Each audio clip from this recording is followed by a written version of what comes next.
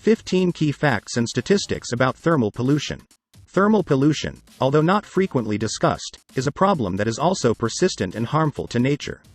A minor change in ambient temperature and oxygen levels can have a profound effect on ecosystems. Thermal pollution in the environment. Aside from power plants and facilities, other causes of thermal pollution come from soil erosion. This elevates water and exposes it to more sunlight. Deforestation also allows more light to reach bodies of water, enabling them to absorb more heat from the ambient environment. Discharge from urban runoff is heated as it passes over roads, parking lots, and other man-made surfaces, especially in the summertime. Once the water passes through the sewers and is discharged, it contributes to the heating of water bodies that it enters.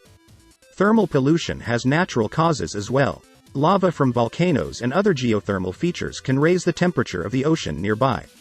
Another natural element that adds heat to oceans is lightning, which is impossible to control since it naturally hits the Earth 8 million times per day, and can heat the air around it to more than 50,000 degrees Fahrenheit. Coal plants are major consumers of water. One facility can use up to 180 billion gallons per year. The Union of Concerned Scientists says 1.1 billion gallons may be consumed using such a configuration, but plants with alternative cooling systems may withdraw less. When coal power plants intake water, they do not just gather water. They also draw in fish, larvae, and eggs.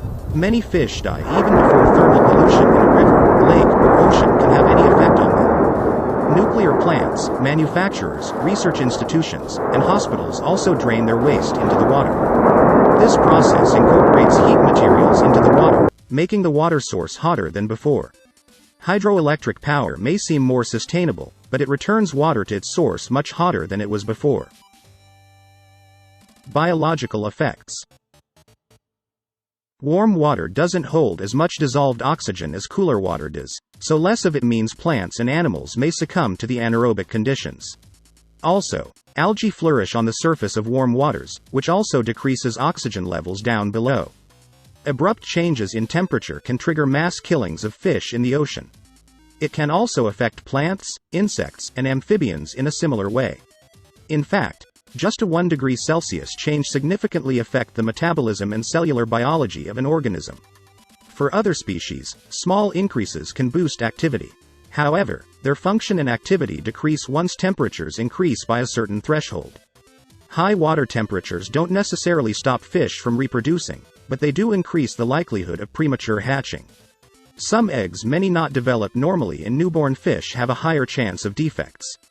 Thermal pollution can interrupt the food chain because the increased metabolic rate that results from warmer environments accelerates enzyme activity. This, in turn, leads to a higher consumption rate of food. Organisms, therefore, eat more than what they would normally need.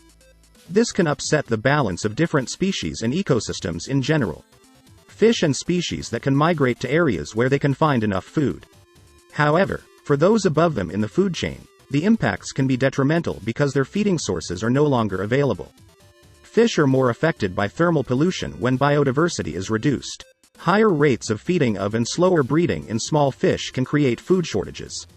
This can throw off the balance of an entire ecosystem, as species that played important roles are no longer in abundance.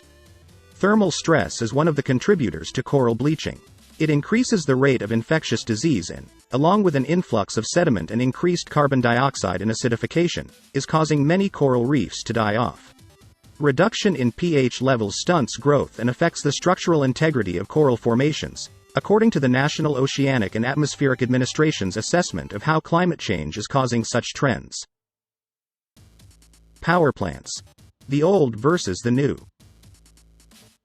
Older power plants in the U.S. withdraw a combined capacity of about 100 trillion gallons of water every year.